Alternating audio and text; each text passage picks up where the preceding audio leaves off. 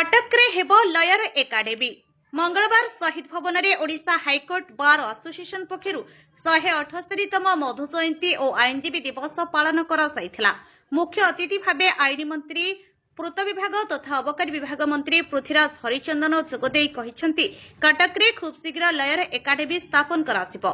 एहा छड़ा welfare fund 10 कोटी थिबा बेले एहाको 15 कोटी वृद्धि करासिबो।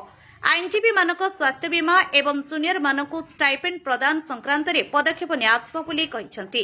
बार एसोसिएशन सभापति वरिष्ठ आईनजीवी ललाटेन्दु सामंतराय सभापतित्व रे अनुष्ठित कार्यक्रम रे बार एसोसिएशन संपादक आईनजीवी हृदानंद महापात्र स्वागत भाषण प्रदान करथिले।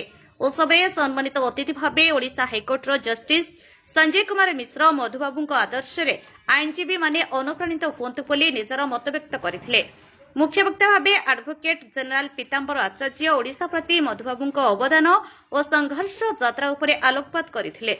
एही अवसर में 6 जन आईनजीवी को मधुसूदन सम्मान 2026 प्रदान कराଯାଇଥିଲା। बार एसोसिएशन उपसभापति प्रदीप कुमार महापात्र धन्यवाद अर्पण करथिले। कटकरू देवीदत्त शिवप्रसाद नायकଙ୍କ रिपोर्ट आपणको खबर। अधिक खबर पाई आम चैनल को लाइक शेयर और सब्सक्राइब करंतु।